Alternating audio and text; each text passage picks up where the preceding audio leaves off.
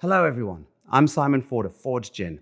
Martinis, gin and tonics, Negronis, great classic cocktails is what I'm about, but I also love to hear of great recipes from great bartenders from around the world, which is why we've partnered with Beyond the Drink for this season. Cheers.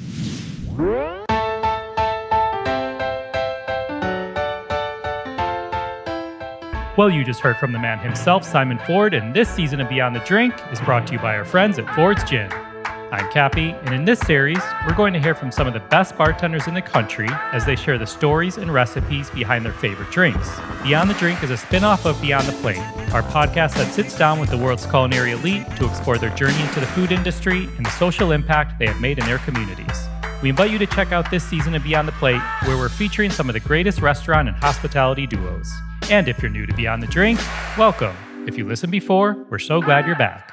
We hope this episode inspires you to create a delicious cocktail or, like the bartenders we feature, make a difference in your community. To get the cocktail recipe we discussed in this episode, check out the episode notes in your podcast player or go to beyondtheplatepodcast.com. One more thing, we have some awesome Beyond the Plate merch. You can find the link in your podcast player or go to our website, beyondtheplatepodcast.com.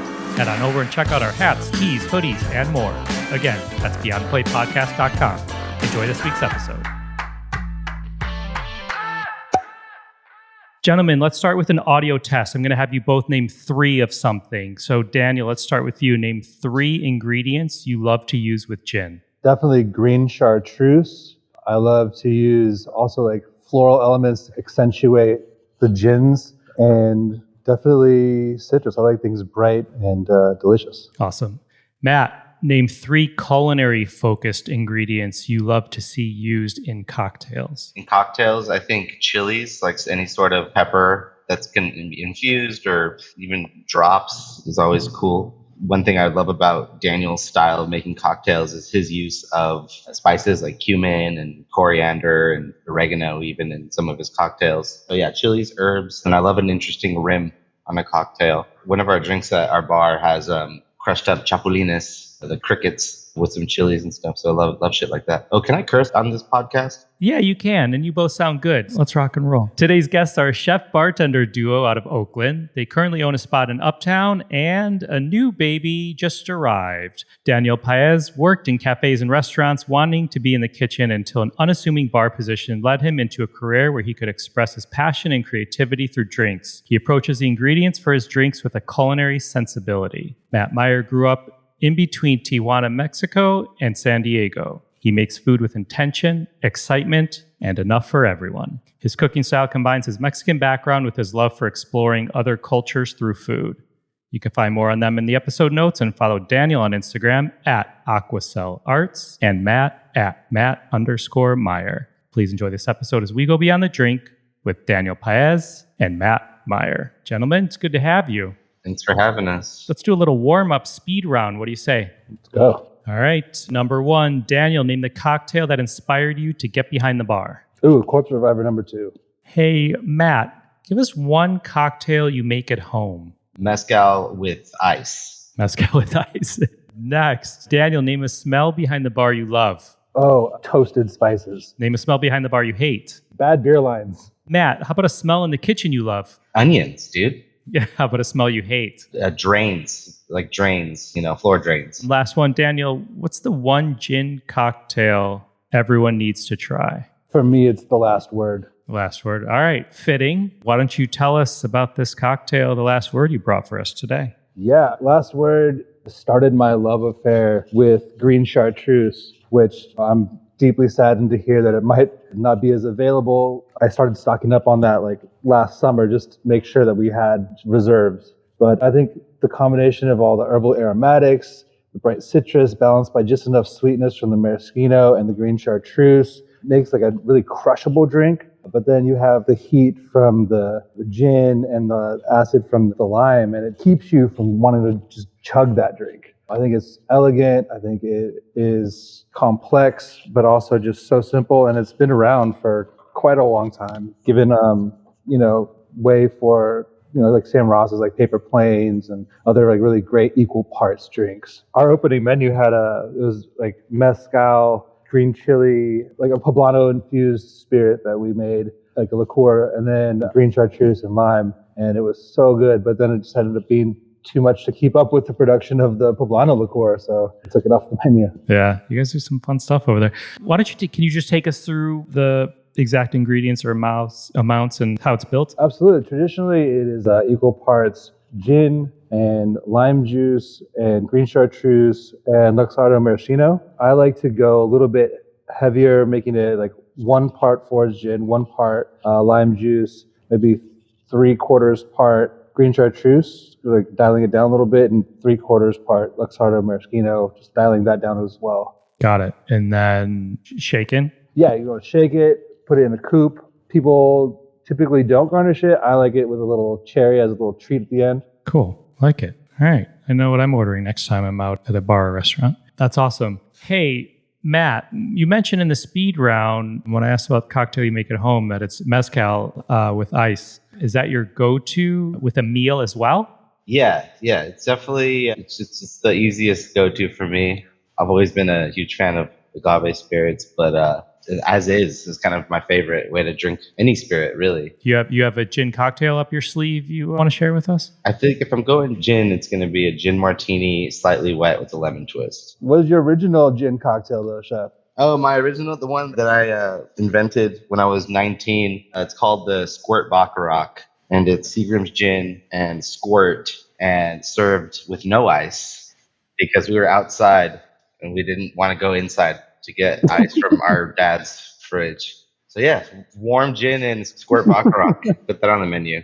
That's your original gin cocktail. Ooh, when's the last time you had one of those, Chef? I think maybe 10 years ago. You getting inspired there, Daniel, or no? Absolutely. I think, we should definitely put that on the menu. Yeah. So Matt, we were talking how, we love doing pairings here on like Beyond the Drink, and we've talked about them in early seasons of Beyond the Plate, and we had a series called Just the Plate and whatnot, but especially makes sense for this duo season. So how do you think about pairing cocktails with the food you're making? Yeah, having partnered with Daniel on now 2 restaurants, it's been really inspiring because of his style of cocktail making. He utilizes a lot of produce and ingredients like chilies, spices, herbs, and he imbues a lot of value into his spirits with those ingredients. So that's been really fun to cook alongside that because we'll often share certain ingredients in a dish that I'm working on and essentially pair it with a cocktail that he's working on. I think an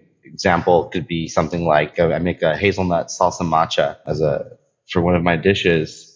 And Daniel has a cocktail with the same chilies that I use in the salsa. He makes like a cordial with these chilies and spices. They present very differently ultimately because you're getting a savory dish, a hot savory dish, and you're drinking a cold boozy cocktail, but you're gonna find some things in common along with that. So that's been I enjoyed that process. Does that happen intentionally or is that random? Are there other ingredients in other cocktails and dishes across your menus, or is that just happens when it happens?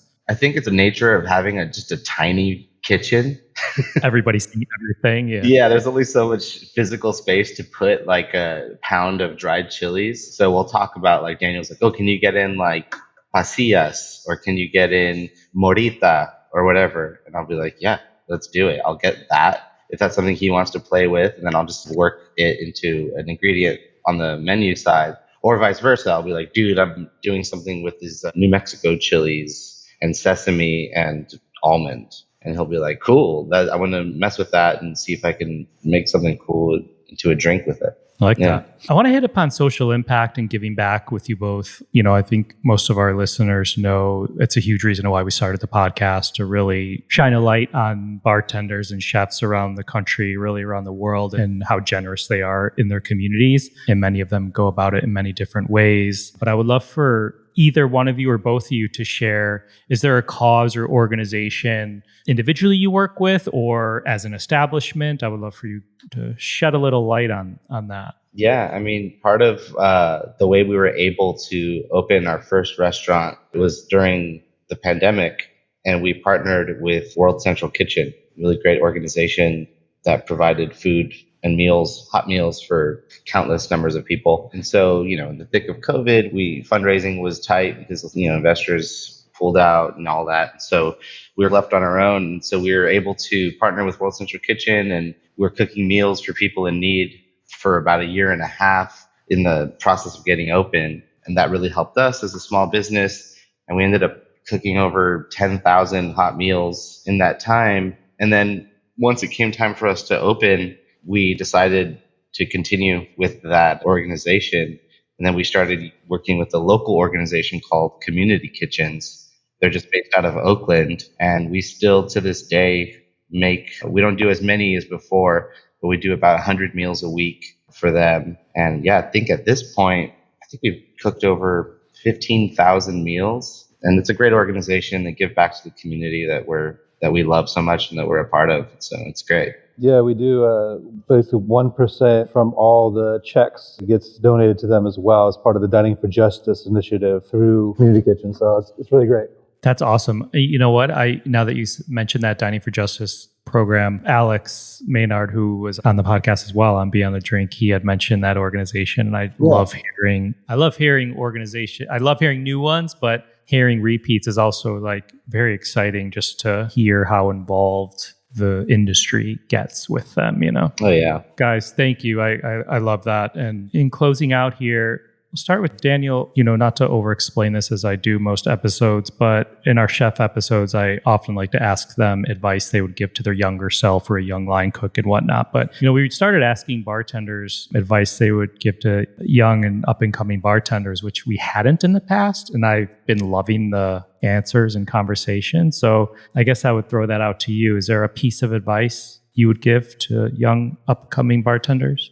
Yeah, I think one that I didn't do for a long time, and mostly just for financial reasons, but I think travel as much as you can and get as much varied experience as possible, because every time I go out and I explore a new town or, a new country even, I just am blown away and I come back with just so much more inspiration. And it can be a couple towns over and exploring a different scene that is just not what you're used to, and you just find so much inspiration. I think when I was growing up as a bartender, it was really important for me to prove that I could make my own path, but at the same time, it's just learn what you're doing to do it well, and then get exploratory and then get creative. But do the fundamentals first. That's really important. I like that. Thank you. Matt, I'm going to go slightly different direction. Since you all are our first chef-bartender duo, of this season on this series, I guess I'm curious, and you kind of dove into this a little bit when we talked about ingredients, but what would you say makes a good chef-bartender duo? I think communication, honestly, as a chef and bartender duo, and also as co-business owners, communicating is everything. Even if it's disagreeing, but communicate, why you disagree, and you figure things out, whether it's creatively or financially, anything. Having a communication is everything. That's how you find solutions. I like it. Guys, thank you both. That was awesome. Really appreciate it. I love everything you said. I always say this, and it's true. I could spend another hour diving even deeper into a lot of this stuff, but this was fun. I appreciate you all, and Daniel, the bartending community, and Matt, the chef community. Thank you both for everything you do. Please come visit us. Yeah, man. Yeah, for sure. Thank you, guys. All right, man. Cheers. To get the recipe from this episode, check out the episode notes in your podcast player or go to beyondtheplalepodcast.com. This episode was produced by myself, along with Ian Cohen, Joel Yetton, and Sean Petrosian. Find me and keep up to date with this podcast across all social media platforms at On Cappy's Plate or go to beyondtheplalepodcast.com. Beyond the Plate is on all the socials at BT Plate Podcast. Please rate, review, and subscribe to this podcast on your listening site of choice. Thank you for listening to Beyond the Drink, a production of Beyond the Plate. I'm Cappy.